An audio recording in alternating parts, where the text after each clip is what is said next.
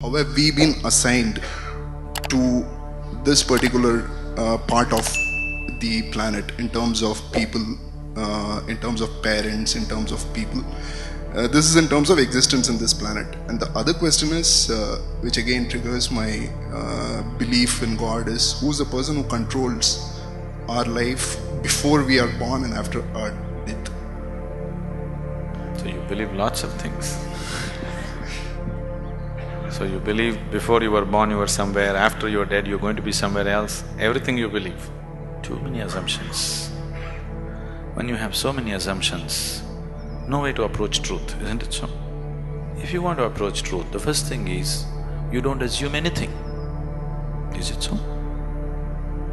If you're interested in truth, if you're searching for truth, that means you have not assumed anything, is it so? If you already made your assumption, you're just trying to find a confirmation for your assumption, that is not seeking truth. A true seeker of truth has no assumptions, he's just looking. Shall we just look or shall we try to confirm your assumptions?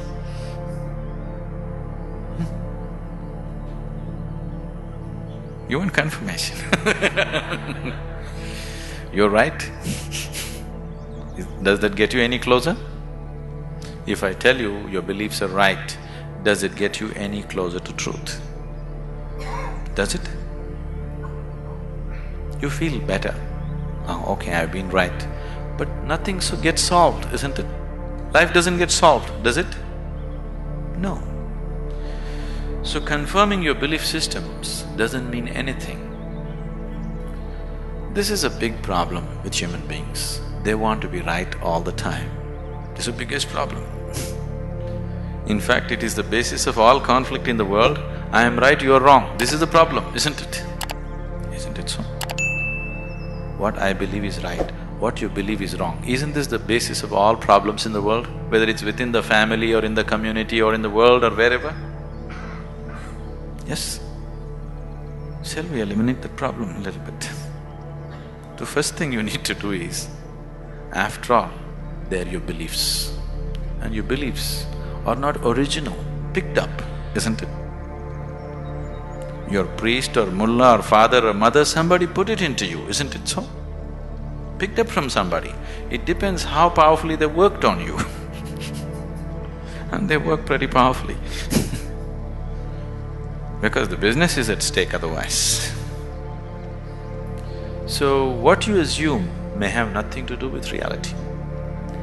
Now you're trying to understand something which is beyond the physical, with physical context, it won't happen.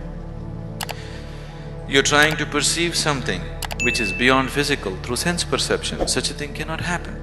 Now you want to measure the depth of the ocean, but you went with a foot scale. You will obviously come with wrong conclusions, isn't it so? If you want to measure the depth of the ocean, your first business is to get the right kind of instrument. Yes? Yes or no? That's your first business, that's all I'm saying. You want to know something beyond the physical.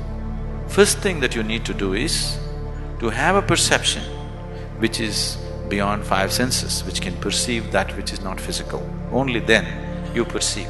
Otherwise you can only believe or disbelieve, isn't it? So why are we wasting our time trying to confirm our assumptions? You must enhance your perception, because only by perceiving you will know. There is no other way to know. Is it so? You will know anything only when you perceive it. Till then you do not know it. Is that a reality? Is that a reality? People who are not on talking terms with me, is that a reality?